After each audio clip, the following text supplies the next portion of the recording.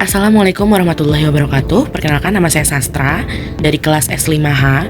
Hari ini kita akan membahas mengenai pajak penghasilan final atau PPH ya. Yang pertama kita jelaskan apa sih PPH final itu.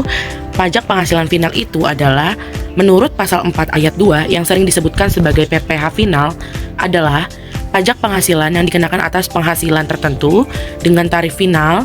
Artinya kewajiban pajaknya selesai setelah pajak tersebut dipotong atau disetor tanpa perlu digabungkan dengan penghasilan lainnya dalam perhitungan pajak tahunan.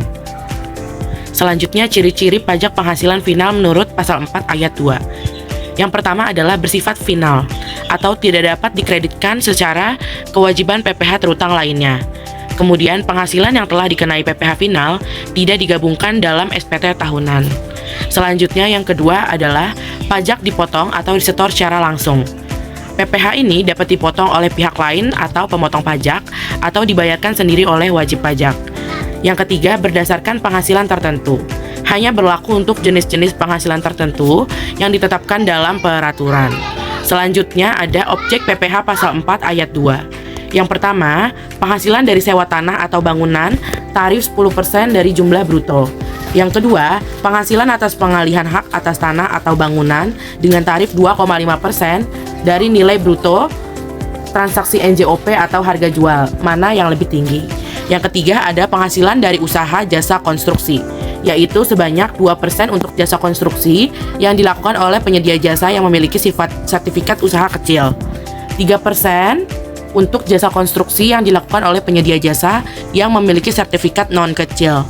Kemudian, 4% untuk jasa konstruksi yang tidak memiliki sertifikat.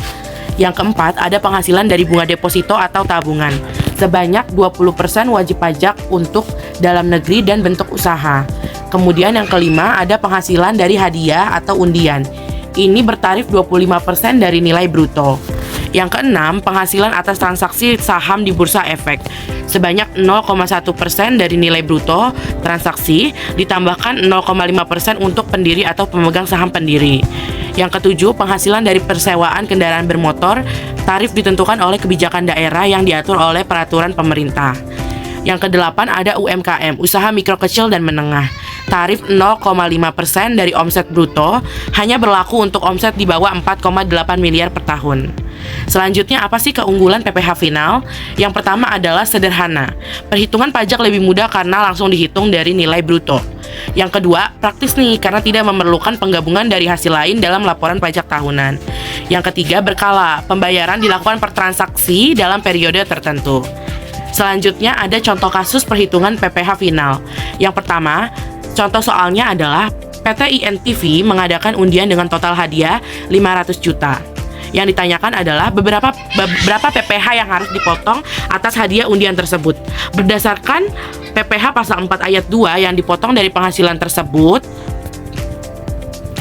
adalah sebanyak 25% dari nilai bruto ya teman-teman. Maka dari itu kita tambahkan 25% dikalikan dengan 500 juta. Hasilnya adalah 125 juta. Soal yang kedua adalah PT Cita Citata memperoleh bunga deposito dari Bank ABC sebesar 250 juta. Berapa PPH pasal 4 ayat 2 yang dipotong atas penghasilan tersebut? Berdasarkan PPH pasal 4 ayat 2 yang dipotong dari penghasilan tersebut adalah sebesar 20%. Ya. Berikut adalah caranya. 20% dikalikan dengan 250 juta. Hasilnya adalah 50 juta. Berikut adalah 2 contoh soal, semoga membantu. Sekian presentasi dari saya. Wassalamualaikum warahmatullahi wabarakatuh.